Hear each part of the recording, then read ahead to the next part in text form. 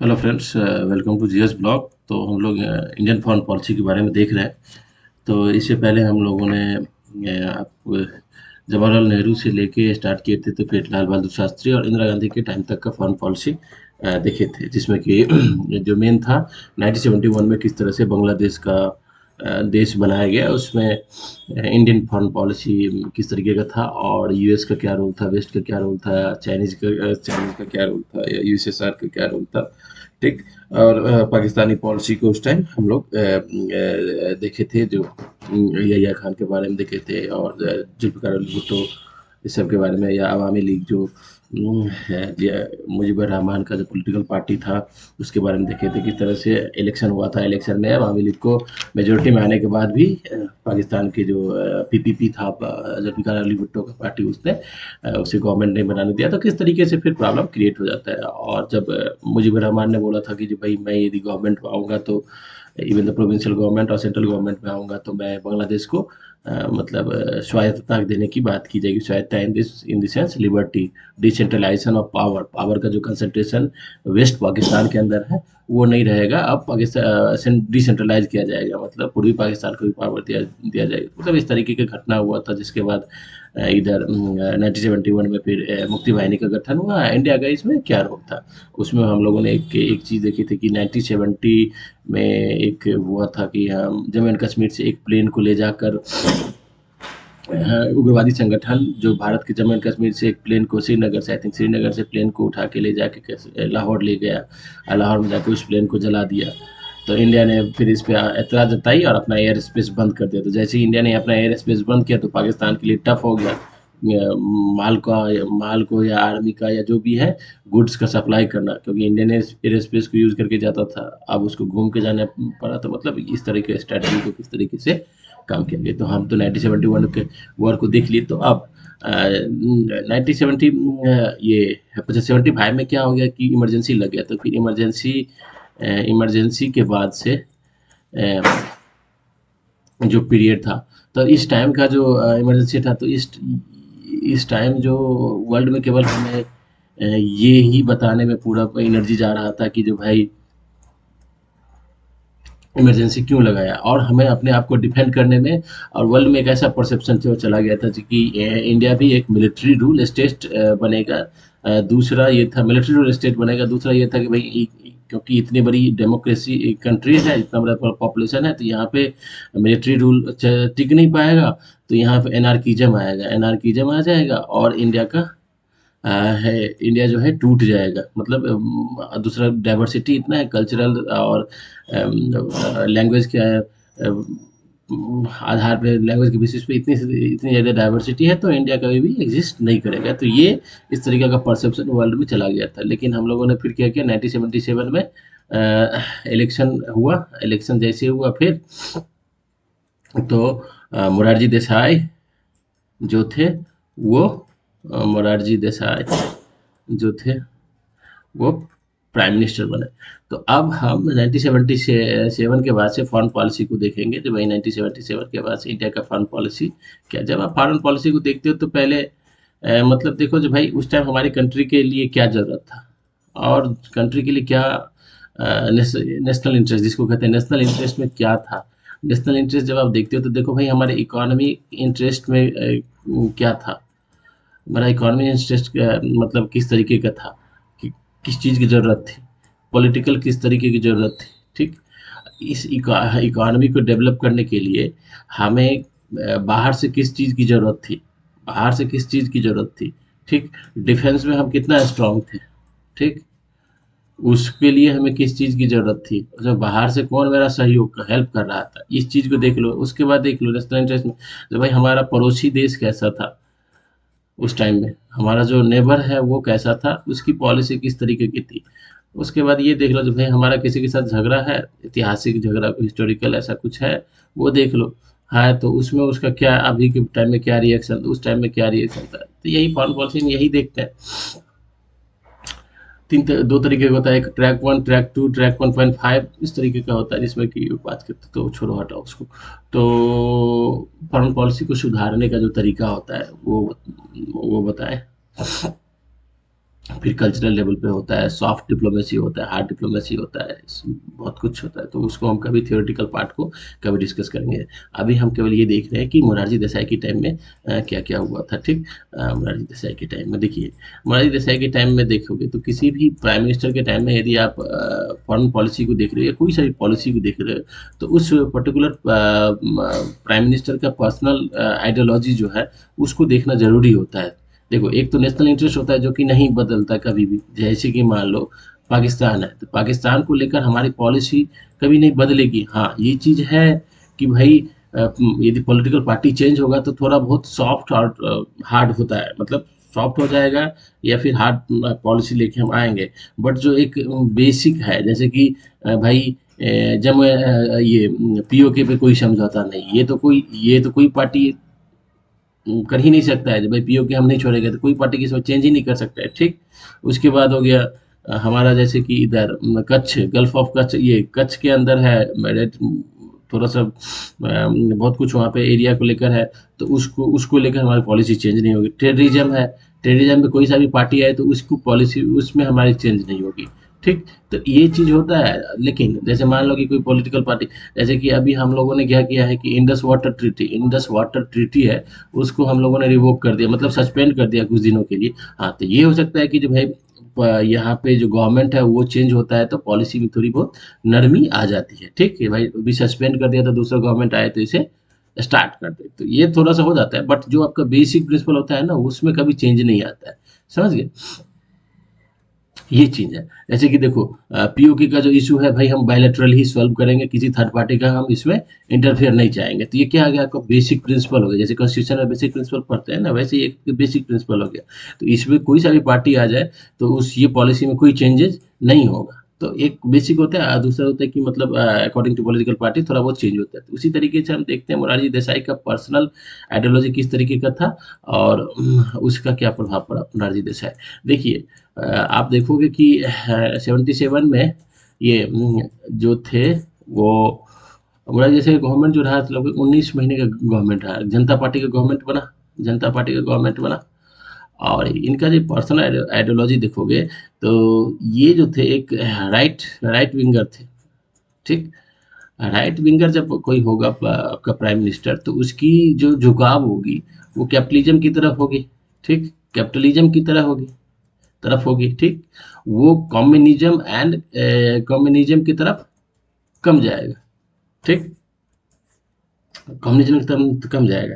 लेकिन यहीं पे देखो आपका जो फॉरेन पॉलिसी का जो बेसिक प्रिंसिपल है वो क्या है, नेम, भाई नॉन अलाइनमेंट, कि भाई हम ना तो यूएस के साथ जाएंगे ना तो यूएसएसआर के साथ जाएंगे। ठीक, दूसरा एक बेसिक प्रिंसिपल क्या है, 1971 में आपका यूएसएसआर के साथ फ्रेंडशिप हो गया था। ठीक, उस पे हस्ताक्षर हुआ था, तो ये आपका एक यूएसएसआर आपका क्या हो गया, ऑल वेदर फ्रेंड हो गया। ठीक, ऑल वेदर फ्रेंड हो गया।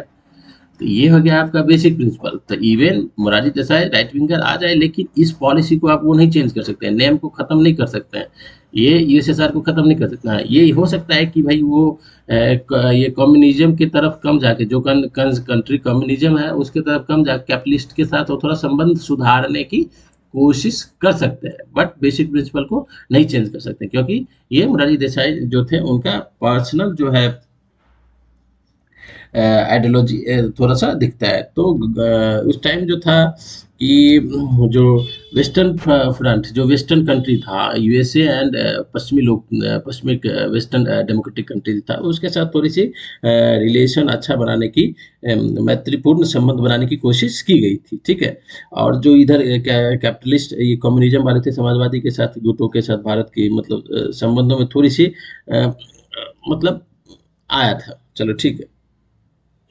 अब देखो, तो इस बीच में हुआ क्या था, जो घटनाएं थी उस घटनाएं के बारे में हम कुछ बात करेंगे। देखो, एक चीज ये भी है कि एक घटना आपको बताते हैं जो किस तरीके से पॉलिटिकल पार्टी की प्रभाव पड़ता है। मुरारजी जैसे गवर्नमेंट में थे, जॉर्ज फर्नांडिस जो थे वो आई थिंक वो थे मिनिस्टर थे, आई थिंक आपका इंडस्ट्री मिनिस्टर थे। ठीक, इंडस्ट्री मिनिस्टर थे। ये जॉर्ज फर्नांडिस जो थे वो समाजवादी आइडियोलॉजी के थे, समाजवादी आइडियोलॉजी के थे। तो इस टाइम जो मोरारजी देसाई गवर्नमेंट में एफडीआई की बात, मतलब इकोनॉमी को खोलने की, कैपिटलिज्म को कैपिटलिज्म को जगह देने की बात स्टार्ट हो गई कि भाई हम फॉरेन इन्वेस्टमेंट को लेके आएंगे, यहाँ पे इंडस्ट्रियलाइजेशन को आगे बढ़ाएंगे। तो लेकिन जॉर्ज फर्नांडिस कैपिटलिज्म समाजवादी वाले विचारधारा वाले थे, तो इन्होंने कैपिटलिस्ट का विरोध करने वाले हैं। ये लोग क्या है, समाजवादी वाले हैं। समाजवादी का पता नहीं चलता है वो कब वो कम्युनिस्ट हो जाते हैं, कब समाजवादी हो जाते हैं, उस चीज़ का पता नहीं चलता है। समझ गए? तो ये समाजवादी जो है ना, ये दुनिया को बेवकूफ़ बनाने वाला विचारधारा है। मेरा अपना जो ओपिनियन है।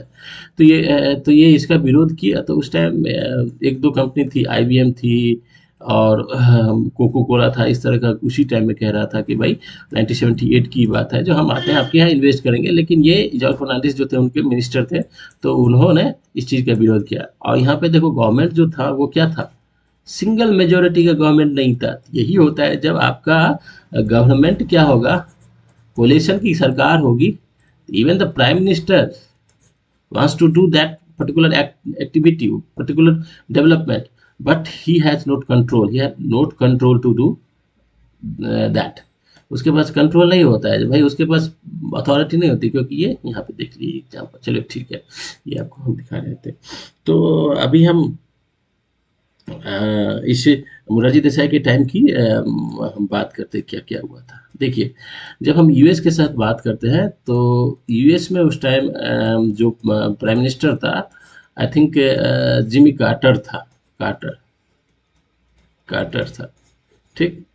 तो जिमी कार्टर, इस कार्टर का एक दो तरीके की इनकी टू पॉइंट पे फोकस थे। 2 पॉइंट पे फोकस क्या थे, एक पॉइंट उनका था ह्यूमन राइट्स, जो भाई दुनिया में ह्यूमन राइट्स को प्रोटेक्शन मिलनी चाहिए। तो मतलब आप एक तरीके से समझिए, यूएस का जो है ये चाल था ह्यूमन राइट्स। और दूसरा था मतलब डीन्यूक्लियराइजेशन, मतलब नॉन न्यूक्लियराइजेशन। देखिए, तो अब ह्यूमन राइट्स मतलब उस टाइम ये था कार्टर का कि भाई जिसके पास अब मतलब न्यूक्लियर आर्म्स है, बस हो गया, अब किसी को हम न्यूक्लियर आर्म्स नहीं बनाने देंगे। मान को चलो ये चीज़ यही था, जो भाई न्यूक्लियर हम नहीं किसी को बनाने देंगे, ये इस पॉलिसी पे था। इसी में ह्यूमन राइट्स को वो जोड़ दिया था बेवकूफ़ बनाने के लिए दुनिया को, ठीक। तो ये चीज़ था, इस पे फोकस था, ठीक। क्योंकि आप देखोगे इंडिया के बारे में तो 1974 में क्या किया था हम लोगों ने, क्या किए थे कि जो हमारा स्माइलिंग बुद्धा हुआ था, तो उसमें हम लोगों ने न्यूक्लियर को स्टार्ट किए थे। तो भाई न्यूक्लियर आर्म्स के मतलब न्यूक्लियर बॉम्ब के डायरेक्शन में हम लोग स्टार्ट हुए थे, तो हमारे ऊपर पाबंदियां बहुत सारी लग गई थी। तो मोरारजी देसाई के टाइम में दो चीज़ पर भी, इस पे भी काम किया गया, जब भाई हम अपनी इकोनॉमिक इंटरेस्ट को कैसे आगे बढ़ाएं, इकोनॉमिक टाई अप कैसे करें अदर कंट्री से, और दूसरा टेक्नोलॉजिकल डेवलपमेंट में कैसे हम मतलब अदर कंट्री के साथ हम कोलैबोरेशन करें, ठीक।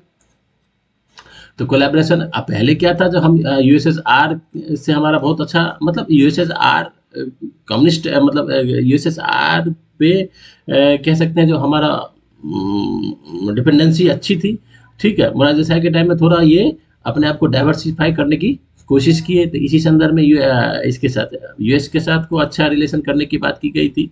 तो आप देखोगे तो यूएसए के साथ जो रिलेशन देखोगे तो क्या हुआ था कि यात्रा भी हुई थी। तो उस टाइम मोरारजी देसाई के टाइम में देखोगे तो इंडिया के फॉरेन मिनिस्टर कौन थे, फॉरेन मिनिस्टर थे उस टाइम वाजपेयी जी, ठीक। तो यात्रा भी हुआ था। अब देखिए, इसका भी यात्रा हुआ था, जो जिमी कार्टर है उसका भी यात्रा हुआ था, वो भी भारत आया था, ठीक। वो भी भारत आया था, तो थोड़ा सा यात्रा स्टार्ट हो गया था। लेकिन एक चीज़ है, जिमी कार्टर के टाइम में एक चीज़ आप ये चीज़ देख सकते हो कि फर्स्ट टाइम ये हुआ था कि इससे पहले कोई सा भी यूएस प्राइम मिनिस्टर आता था, इवन आप आइजनहवर देखो या निक्सन देखो, जो भी प्राइम मिनिस्टर आता था वो क्या करता था, पहले वो इंडिया आएगा तो पाकिस्तान जाएगा ही जाएगा। मतलब भाई वो दिखाना चाहता है, जब भाई आपके पास मतलब पाकिस्तान का उसमें प्रेशर इस तरीके का रहता था, पाकिस्तान का इंटरेस्ट मतलब इस तरीके का रहता था, समझ गए। लेकिन पहली बार हुआ कि जिमी कार्टर हुआ था, तो मतलब इंडिया का वो यात्रा किया, उसमें वो पाकिस्तान को ये नहीं करके आया था। तो मतलब थोड़ा सा ये देखा जा रहा था कि यूएस के साथ रिलेशन अच्छा बनना स्टार्ट हो गया। अब देखिए इंडिया के लिए जो नीड था, यूएस का ये कहना था कि जो भाई एनपीटी पे सिग्नेचर करो और ये निशस्त्रीकरण, नॉन नॉन प्रोलिफरेशन ऑफ ये न्यूक्लियर, ठीक है, न्यूक्लियर के नॉन प्रोलिफरेशन को ये आगे बढ़ाने की कोशिश कर रहा था। एनपीटी क्या वही है ना, 1968 में बना के आया, एक कानून बना के लेके आया, बोला कि जिसके पास न्यूक्लियर है, आप इसके बाद ना कोई न्यूक्लियर बनाएगा, ना न्यूक्लियर बम कोई बनाएगा, ना कोई स्टॉक करेगा, ना किसी तीसरे से लेगा, मतलब इस तरीके का कुछ होगा नहीं, ये चीज लेके आया। तो जो एनपीटी भी कर लेता वो फिर मतलब न्यूक्लियर की तरफ आगे बढ़ ही नहीं सकता था। तो जिमी कार्टर का ये था जो भाई एनपीटी को आगे बढ़ाया जाए और इंडिया को भी इस पे सिग्नेचर करवाया जाए। लेकिन इंडिया की जो पॉलिसी थी, क्या कहते हैं, नेशनल पॉलिसी जो है, जैसे हम नैम था ना, तो वैसे ही नैम था ना, उसी तरीके से इंडिया का नेशनल पॉलिसी था क्या, जब भाई ये एनपीटी गलत है, हम एनपीटी पे कभी साइन नहीं करेंगे, प्राइम मिनिस्टर कोई भी आ जाए इंडिया के अंदर, एनपीटी पे साइन नहीं करेंगे। तो मोरारजी देसाई भी इसी को आगे बढ़ाए, ठीक है। तो अब हाँ, तो यूएस तो ये समझ लिया था, तो यूएस ने बोला चलो ठीक है। और दूसरी तरफ ये है कि हमारे पास उस टाइम एनर्जी की बहुत जरूरी थी, ठीक, एनर्जी की, मतलब जरूरी क्या, एनर्जी तो किसी भी कंट्री के लिए जरूरी होता था। एनर्जी के सोर्स के रूप में हम न्यूक्लियर एनर्जी भी अच्छा खासा रोल था, समझ गए। और न्यूक्लियर एनर्जी सस्ता होता था, ठीक है। न्यूक्लियर एनर्जी के लिए क्या जरूरत पड़ता है, फ्यूल की जरूरत पड़ती है, ठीक। तो हमारा जो परमाणु जो हमारा जो न्यूक्लियर प्लांट था, एक हो गया आपका तारापुर, और दूसरा ये रावत वाटा, ये इसमें कनाडा का हेल्प मिलता था, ठीक है, इसमें यूएस का हेल्प मिलता था, ठीक है। तो यूएस ने अब ये सब कंट्री हमें इस तरीके से ब्लैकमेल करने की कोशिश उस टाइम करता था, जो भाई आप यदि एनपीटी पे साइन नहीं करेंगे तो हम आपके जो एनर्जी में जो हम फ्यूल सप्लाई करते हैं, जो हेल्प करते हैं, वो हम नहीं करेंगे, ठीक। तो फिर वो इंदिरा गांधी के टाइम में ही हुआ था, तो फिर इंदिरा गांधी के टाइम में फिर फ्रांस ने हेल्प किया था, फ्रांस ने न्यूक्लियर फ्यूल सप्लाई किया था। तो इस तरीके से एक काम चल रहा था। लेकिन अब जिम कार्टर के टाइम में एक चीज़ क्या हुआ कि जब आप हमने स्माइलिंग बुद्धा कर लिया था, तो उस टाइम एक शक बढ़ गया, तो भाई कहीं इंडिया न्यूक्लियर बनाने की तरफ जा तो नहीं रहा। तो इसने बोला कि जो भाई आपकी जो न्यूक्लियर प्लांट है ना, उस पे हम मतलब वो करवाएंगे ज़्यादा, मतलब उसका इन्वेस्टिगेशन उस पे ये सब ज़्यादा होगा, तभी हम इसको सप्लाई करते रहेंगे। इंडिया ने मान लिया चलो भाई ठीक है, करो जो जो करवाना चाहते हो वो करो, हमें अभी बनाने की जरूरत ही नहीं है। क्योंकि जो होता है ना न्यूक्लियर फ्यूल, उसमें हम इनरिच करके फिर प्लूटोनियम बना के, वो अलग टॉपिक में हम देखेंगे। तो बोला कि जो इसमें हम यदि ज़्यादा ध्यान देंगे ना, ये जो आपका परमाणु प्लांट है उस पे, तो इससे ये पता चलेगा कि कम से कम इंडिया यहाँ से जो न्यूक्लियर फ्यूल है इसको उठा के ले जाके परमाणु बम बनाने, एटम बम बनाने की तरफ काम तो नहीं कर रहा है। तो एक चीज ये होगा जिमी कार्टर के टाइम में, ठीक। अब देखिए, तो जिमी कार्टर के टाइम में ये अच्छा रिलेशन एक तरफ गया। दूसरा बात ये है कि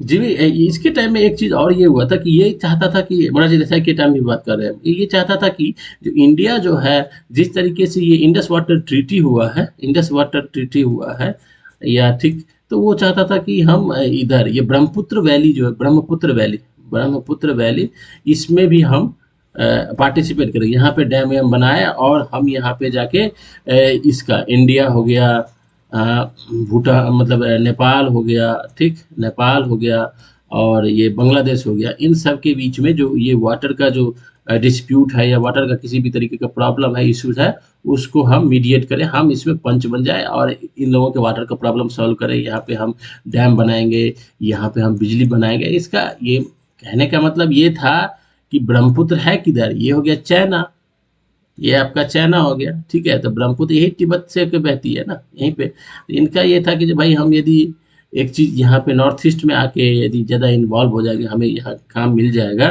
तो एक तो यूएस का इधर कन्वर्जन वाला चल ही रहा था, ईसाई का मशीनरी का काम चल ही रहा था, कन्वर्जन नॉर्थ ईस्ट की तरफ। तो इसका ये भी था कि भाई एक यहाँ पे हमारा एक बेस बन जाएगा, तो हम चाइनीज के ऊपर भी ध्यान अच्छे से रख सकते हैं, ठीक, समझ गए। और वैसे आप देखोगे तो चाइनीज के साथ निक्सन के टाइम से ही रिलेशन स्टार्ट हो गया था, जो डेंग जियोपिंग। अब हम थोड़ा चाइनीज की बात कर लेते हैं। तो ये था, लेकिन इंडिया ने इस चीज़ को माना नहीं, इन्होंने बोला कि नहीं नहीं अभी रहने दीजिए, हम जो ये जो आप कह रहे हैं ये वाटर का इशू या इधर का जो पानी वाला प्रॉब्लम है या जो भी ये डैम बनाना है जो भी है वो हम खुद करेंगे, इसमें आपको आपकी कोई ज़रूरत नहीं, आप शांत रहिए, ठीक। तो इंडिया ने अपना ये किया। इसके पीछे तो यही रीजन है भाई, तो एक तो नॉर्थ ईस्ट के अंदर वो कन्वर्जन वाला स्टार्ट करता है, मिशनरी वाला स्टार्ट करता है, दूसरा ये चाइनीज के ऊपर भी यहाँ पे ध्यान रखता है, ठीक। बहुत सारे इश्यूज है, तो उसके बाद ये भी रहता है कि वो पूर्वी पाकिस्तान की तरफ भी ध्यान रखता है, बांग्लादेश की तरफ भी ध्यान रखता है, तो मतलब वो चाहता था इस तरीके से वो काम करे, लेकिन ये सफल नहीं हुआ था। दो चीज मोरारजी देसाई के टाइम में ये यूएस के साथ हुआ था, समझ गए। अब देखिए, अब हम यदि आप देखोगे, जब हम चीन के साथ देखोगे तो चीन के साथ जो है वाजपेयी जी की यात्रा हुई थी, और चीन के साथ भी इंडिया रिलेशन को अच्छा बढ़ाने की कोशिश कर रहा था, जब भाई हम चीन चाइनीज के साथ रिलेशन अच्छा करें। इवन तो मोरारजी से दक्षिणपंथी थे, मतलब राइट विंगर थे, फिर भी इंडिया का क्या था, जब भाई हम सबके साथ अपना रिलेशन अच्छा करेंगे, बट जो वेस्टर्न के साथ जो अभी है कैपिटलिस्ट वाले जो ये है कि कम्युनिस्ट, मतलब कम्युनिज्म या समाजवादी वाली विचारधारा जो आ जाता है, जिसमें कि हम कैपिटलिस्ट को उतना प्रमोट करने की कोशिश नहीं करते हैं, तो ये इससे हटकर हम कैपिटलिज्म को भी ज़्यादा अच्छा रिलेशन बनाने की कोशिश करेंगे, ठीक है। यदि आप देखोगे चीन के साथ, तो इधर जो है चीन में माओ का डेथ हो गया था, माओ चला गया था। माओ के डेथ होने के बाद डेन जियोपिंग जो है वो टेक ओवर किया था चाइनीज को, डेन जियोपिंग आई थिंक 1976 में माओ का डेथ हुआ था, 1976 में माओ सेतुंग का डेथ हो गया था, डेन जियोपिंग टेक ओवर ही सॉरी टेक ओवर किया था। तो चाइनीज और इंडिया के बीच में एक बात पर कंसेंसस बनी कि जो भाई हमारा जो बॉर्डर का डिस्प्यूट है वो जो जैसा है उसको हम वैसे ही रखेंगे, लेकिन बाकी सेक्टरों में बहुत सारा स्कोप है, तो उसमें हम दोनों अपना रिलेशन को अच्छा बनाने की कोशिश करेंगे। बाकी सेक्टर हो गया, इकोनॉमिक सेक्टर है, मतलब और बहुत सारे है, यूएन में होगा ये सब। दूसरा चीज ये है कि चाइनीज को अभी तक यूएन सिक्योरिटी काउंसिल के अंदर परमानेंट मेंबर मिल गया था, ये वीटो पावर चीन को इस टाइम तक मिल गया था, माओ के टाइम में ही मिल गया था, समझ गए। दूसरा चाइनीज जो है अभी इसके साथ आप तो एक चीज देख रखे हैं कि 1971 में जो यूएस, चीन एंड पाकिस्तान, इन तीनों का गुट बन गया था, और यूएस पाकिस्तान के माध्यम से, यूएस पाकिस्तान के हेल्प से चीन के साथ रिलेशन को अच्छा कर रहा था, ठीक है, अच्छा करने की कोशिश किया था, तो इस तीनों का गुट बन गया था। आप देखोगे यही यही टाइम है जब आप देखोगे कि हेनरी किसिंजर और ये निक्सन, ये दोनों जो यूएस के पॉलिसी मेकर थे, इन्होंने चाइनीज के साथ फिर बातचीत को आगे बढ़ाया, बोले कि जो भाई ठीक है, चाइनीज ने भी बोला कि हमें अपने इकोनॉमी को खोलना है, बोला कि ठीक है, इनको भी अपना मार्केट की जरूरत था, तो इन्होंने बोला कि ठीक है, हम आपके यहाँ इन्वेस्ट करेंगे, तो यूएस ने बोला ठीक है हम आपके यहाँ इन्वेस्ट करेंगे, तो यूएस का इन्वेस्टमेंट यहाँ स्टार्ट हो गया, और इसने अपने मार्केट को खोला, समझ गए। तो यहाँ पे इंडस्ट्रियलाइजेशन डेवलपमेंट आगे बढ़ा। तो चाइनीज ने एक रिक्वेस्ट की थी कि चलो ठीक है, इकोनॉमिक फ्रंट पे तो आप जो चाहेंगे हम आपको देंगे, यहाँ पे सस्ता लेबर है, और कैपिटल आप लेके आओगे, लैंड की कोई दिक्कत ही नहीं है यहाँ पे, और पॉलिसी की कोई दिक्कत नहीं है, क्योंकि हम कम्युनिस्ट कंट्री है, तो पॉलिसी बनाने और तोड़ने में हमें टाइम नहीं लगता है यहाँ पे, तो आप लेके आइए यहाँ पे प्रोडक्शन कीजिए। हाँ, लेकिन एक चीज़ है, जो आप हमारे पॉलिटिकल इशू में और जो पॉलिटिकल जो हमारा आइडियोलॉजी है उसमें आपको इंटरफेयर करने की कोई राइट नहीं है। जो आप ये लिबर्टी का जो ये पिपीली बजाते हुए आते हैं, लिबर्टी, लिबरलिज्म, इस सब की इक्वलिटी, फर्टर्निटी, ये सब लेके जो आते हैं पिपीली बजाने के लिए, वो करने की जरूरत नहीं है, इकोनॉमिक के लिए आए तो ठीक है। तो यूएस ने भी मान गया था, तो यूएस के साथ यूएस चाइना का रिलेशन यहाँ से उस टाइम ठीक था। हाँ, तो इंडिया और चाइना के देखोगे तो मोरारजी देसाई के टाइम में ये बात हुई थी, चलो ठीक है, हम बॉर्डर इशू है उसको साथ में रखेंगे, अलग रखेंगे, और इधर दूसरे सेक्टर में हम लोग आगे काम करेंगे। तो चाइनीज के साथ यही हुआ था इस टाइम में, और कुछ ज़्यादा नहीं हुआ था, ठीक। अब हम पाकिस्तान के साथ देखते हैं, पाकिस्तान के साथ जो था, हाँ, रिलेशन, तो पाकिस्तान में उस टाइम जिया उल हक जो वहाँ का जनरल था, वही कंट्रोल कर रहा था, जिया-उल-हक कंट्रोल कर रहा था। और जो भुट्टो था, जुल्फ़िकार अली भुट्टो, जो बेनज़ीर भुट्टो तो उसकी बेटी थी, जुल्फ़िकार भुट्टो जो थे, भुट्टो को जेल में रख दिया गया था और इसको फांसी की सजा मुकर्रर कर दी गई थी, फांसी की मुकर्रर कर दी गई थी, समझ गए। और इंडिया के जो मोरारजी देसाई प्राइम मिनिस्टर थे वो एक चीज पे लेके बात पे अड़े हुए थे, जो भाई हमें किसी भी कंट्री के इंटरनल मैटर में इंटरफेयर नहीं करना, या किसी भी तरीके का जो वहां पे कुछ चल रहा है तो उस पर हम कोई स्टेटमेंट नहीं देंगे। जो इनका तटस्थता वाली बात थी वो अपना करने की कोशिश कर रहे थे। ये हम केवल अभी 1977 ये मतलब इसी बीच मोरारी देसाई के बीच की बात कर रहे थे, तटस्थता वाली बात की जाती थी उनका, समझ गए। तो एक मोरारी देसाई केनिया गए थे, केनिया में कुछ वहाँ का कोई हेड ऑफ द स्टेट का डेथ वेथ हुआ था प्राइम मिनिस्टर, तो मोरारी देसाई का और यहाँ पे जियाउल हक का मीटिंग मतलब बातचीत हुआ था वहाँ से। तो पाकिस्तान के साथ बातचीत होना स्टार्ट हुआ था, समझ गए। और पाकिस्तान की यात्रा पे फिर हमारे उस टाइम के यहाँ पे देखोगे इंफॉर्मेशन और ब्रॉडकास्टिंग मिनिस्टर जो थे इस गवर्नमेंट, जनता गवर्नमेंट में, वो आडवाणी जी थे, आडवाणी जी थे इंफॉर्मेशन ब्रॉडकास्टिंग मिनिस्टर थे, ठीक है। प्राइम मिनिस्टर ये हो गया, जो आपका वाजपेयी जी थे वो फॉरेन मिनिस्टर थे। तो अ, इन लोगों ने फिर ये पाकिस्तान की यात्रा की थी और फिर बातचीत को अच्छे मतलब कि रिलेशन को अच्छा करने की कोशिश की जाएगी, ठीक है। तो यही हुआ था उसके टाइम में, लेकिन पाकिस्तान क्या कर रहा था उस टाइम से, वो चीज़ देखना बड़ी जरूरी है। पाकिस्तान को देखोगे तो 71 72 के बाद, 71 के बाद ही पाकिस्तान न्यूक्लियर का सपना देखना स्टार्ट कर दिया था। 71 के बाद से ही न्यूक्लियर का सपना स्टार्ट कर दिया था, जब भाई हमें परमाणु बम बनाना ही बनाना है, समझ गए। परमाणु बम बनाना ही बनाना है। दूसरा ये था कि इंडिया के साथ हम कभी डायरेक्ट फाइट में टिकेंगे नहीं, तो हमें कोई और रास्ता अपनाने की जरूरत है, ठीक। ये सब इसी पे था, बात पे अटका हुआ। तो अभी हम पाकिस्तान के साथ अभी कुछ ज़्यादा उस टाइम हुआ नहीं था। और एक कहावत भी है कि मोरारजी देसाई जब प्राइम मिनिस्टर थे तो हमारा जो RNW था उन्होंने प्राइम मिनिस्टर को बोला इसी तरह की कि पाकिस्तान परमाणु बम बनाने की कोशिश कर रहा है। तो हमारे जो उस टाइम प्राइम मिनिस्टर थे उन्होंने ट्रैक किया वो लोग को, फ़ोन किया जो आप परमाणु बम बना रहे हैं। तो फिर जाके हमारे जो इस तरह की बात भी कही जाती है कि इस तरीके से ख़त्म हो गया था उसी टाइम। हमारे बहुत सारे एजेंट मारे गए थे, ये बात है। देखिए तो अभी मोरारजी देसाई के टाइम यही हुआ है। उसके बाद चरण सिंह के टाइम में देखोगे तो पाकिस्तान के साथ एक चीज़ हुआ था। चरण सिंह के टाइम में क्या हुआ था कि जो नैम का समिट हुआ था ना हवाना में, नैम का जो समिट हुआ था, उस समिट में पता नहीं कि पाकिस्तान को क्या लगा, पाकिस्तान भी नैम में आके मतलब सदस्यता ले ली। मतलब नेम के अंदर वो भी पार्टिसिपेट किया था। नेम का जो शिखर सम्मेलन जो होता है उसमें भी इसने कर दिया था। तो पाकिस्तान क्या किया था, अपने आप को दिखाने की कोशिश किया था कि जो भाई हम इस पे डिपेंडेंट नहीं है, क्योंकि उस टाइम क्या हुआ था इंडिया यूएस के साथ रिलेशन थोड़ा सा ठीक हो रहा था। तो ये भी दिखाया कि हम वेस्ट का केवल पपेट नहीं है, हम यूएस का केवल पपेट नहीं है। दूसरा ये एक यूएसएसआर को भी ये से रिलेशन बनाने की कोशिश करना चाहता था कि जो भाई हम इससे भी अच्छा मतलब यूएसएसआर से भी रिलेशन बनाने अच्छा रिलेशन बनाते हैं। तो मतलब अपने आप को डाइवर्सिटी करने की कोशिश कर रहा था, मल्टी फ्रंट पे खेलने की कोशिश कर रहा था, समझ गए। तो लेकिन ये बैकफायर कर गया। अब आगे में हम लोग देखेंगे। तो अभी फॉरेन पॉलिसी में यही है। दूसरा फॉरेन इधर यदि देखोगे श्रीलंका के साथ तो उस टाइम कुछ ज़्यादा हुआ नहीं था। एक दो बार वहाँ पे यात्रा होते उस टाइम वहाँ पर श्री राम कौन भंडार नायके था, श्री तो वही हुआ था। हाँ एक चीज़ हुआ था, हाँ एक चीज़ आपको याद रखने की ज़रूरत है कि इस टाइम इजराइल का जब वहाँ का प्राइम मिनिस्टर था मोशे डयान जो था, उसकी गोपनीय तरीके, डायरेक्ट नहीं, मोशे डयान के साथ गोपनीय तरीके से भारत की यात्रा हुई थी, ठीक है। सीक्रेट यात्रा हुई थी उसका।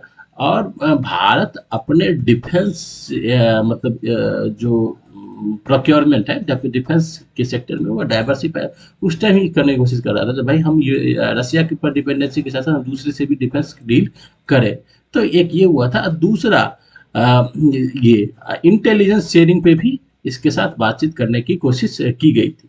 तो इजराइल का इस टाइम एक यात्रा हुआ था मोशे डयान के टाइम। समझ गए।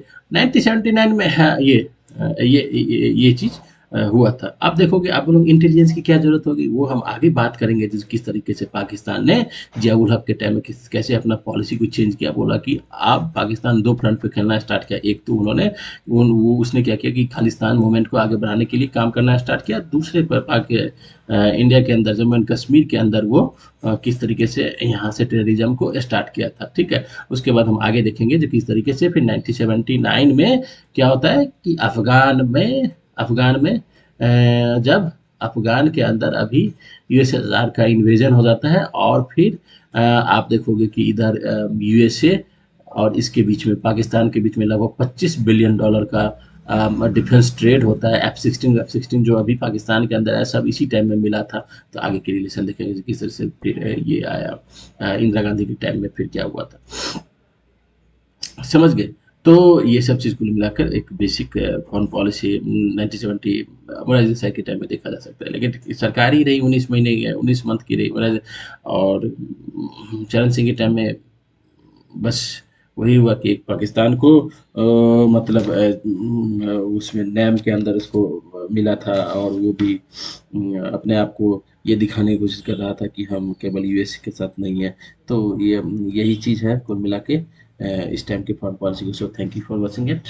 नेक्स्ट में हम लोग और स्टार्ट करेंगे इंदिरा गांधी की सेकंड पीरियड 1980 से 84, और राजीव गांधी का पीरियड को देखने की कोशिश करेंगे। और ये जो पीरियड है ना, बहुत वर्ल्ड के लिए एक बहुत गेम चेंजर, 80 का जो दशक है वो गेम चेंजर है, क्योंकि उसमें यदि देखोगे तो एक रसिया का अफगानिस्तान में होता है, तालिबान स्टार्ट होता है वहाँ से। पाकिस्तान यूएसए और सऊदी किस तरीके से वहाँ पे तालिबान को बढ़ाने की कोशिश करता है, तालिबान खड़ा करता है, फिर इधर से रसिया वापस जाता है। तो फिर ये वाला पीरियड एशिया के पॉलिटिक्स में देखने जा रहे हैं, ठीक है। Thank you for watching it.